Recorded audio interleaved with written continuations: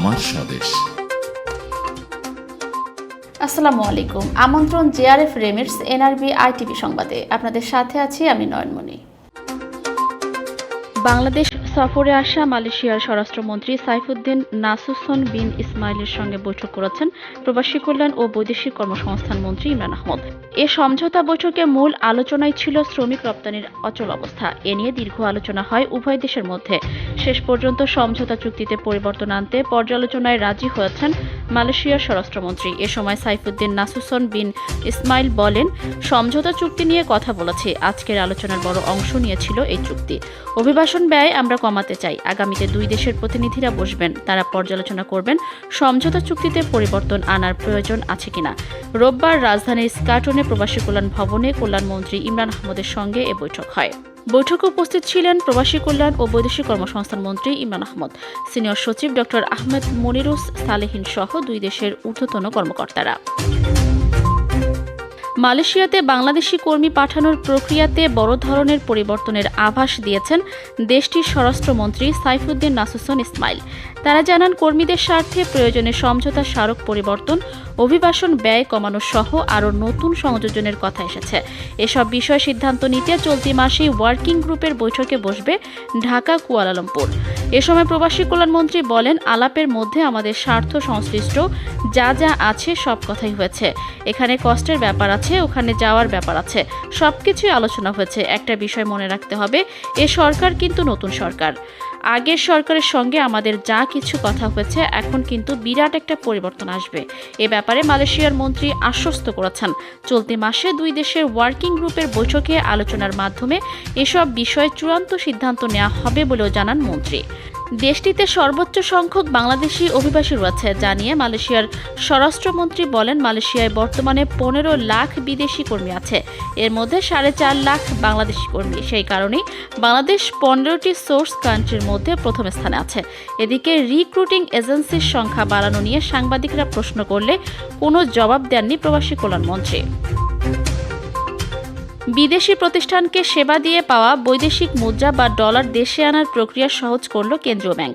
এখন থেকে সেবার বিনিময়ে পাওয়া আয় আনতে কাগজের ফর্ম পূরণ করতে হবে না, ইলেকট্রনিক উপায়ে অনলাইনে ঘোষণা দিয়ে আনা যাবে। তবে প্রবাসীদের আয় বা রেমিটেন্স পাঠানোর জন্য এসব ফর্ম পূরণ বা ঘোষণা দিতে হয় না।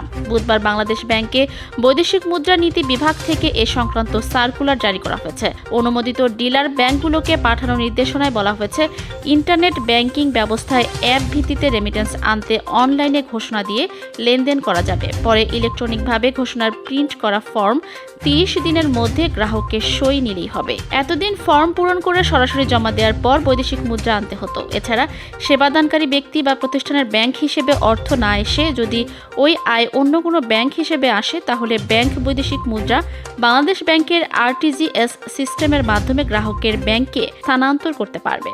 সংশ্লিষ্টরা বলছেন, অনলাইন ব্যবস্থায় ফর্ম সি গ্রহণের সিদ্ধান্ত মাইলফলক হিসেবে কাজ করবে। এ ব্যবস্থার ফলে সেবা খাতের আয় অহেতুক সময়ক্ষেপণ ছাড়াই গ্রাহক তার হিসেবে আয় করা বৈদেশিক মুদ্রা সহজে আনতে ও জমা করতে পারবেন। সংযুক্ত আরব আমিরাতের প্রবাসী কর্মীরা এখন থেকে 6 মাসের বেশি সময় দেশে থাকলেও ভিসা বাতিল হবে না। ছুটিতে গিয়ে 6 মাসের বেশি সময় দেশে থেকে আবারও আমিরাতে প্রবেশ করতে পারবেন রেমিটেন্স ভিসা বা আকামাধারী প্রবাসীরা। তবে এক্ষেত্রে অনুমতি পেতে 4-5 দিন সময় লাগবে। আবেদনের সময় অবশ্যই স্পন্সরের অনুমতিপত্র সঙ্গে যুক্ত করতে হবে। চলতি বছরের 29 জানুয়ারি থেকে নতুন এই আইন কার্যকর হয়েছে। আগে নিয়ম অনুযায়ী 6 মাসের বেশি সময় দেশে থাকলে রেমিটেন্সি ভিসা বাতিল হয়ে যেত। শুধু গোল্ডেন ভিসা ও ব্যবসায়িক ভিসার ক্ষেত্রে 6 মাসের বেশি বাইরে থাকার সুযোগ ছিল।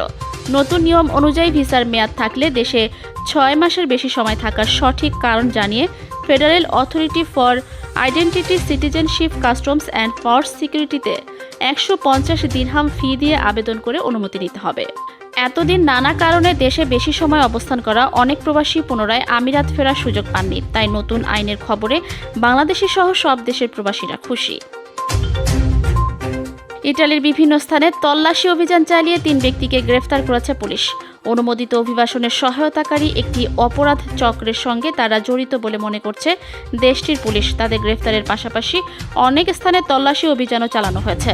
2016 সালের 19 ডিসেম্বর বার্লিনে একটি সন্ত্রাসী হামলার সঙ্গে সম্পর্কিত এক অনুসন্ধানের পর মঙ্গলবার অভিযান পরিচালনা করা হয়। ইতালির এন্ট্রি মাফিয়া ইনভেস্টিগেশন ডিরেক্টরেট অভিযানগুলো সমন্বয় করে এতে 3 টিউনিশীয় নাগরিককে গ্রেফতার করা হয়। গ্রেফতার 2 জনকে কারাবন্দী করা হয়েছে এবং অন্যজনকে গৃহবন্দী করে রাখা হয়েছে। সন্ত্রাসীদের কাছ পর্যন্ত পৌঁছায় এমন আর্থিক লেনদেনের সঙ্গে তারা জড়িত সন্দেহ তদন্ত চলছে। তবে অপরাধ প্রমাণিত না হওয়া পর্যন্ত তাদের অপরাধী হিসেবে বিবেচনা করা হবে না।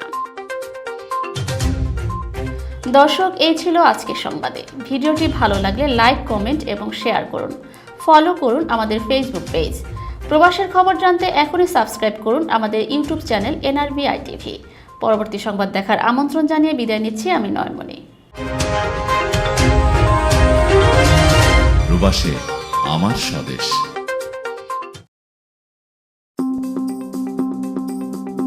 JRF এ সুস্বাগত।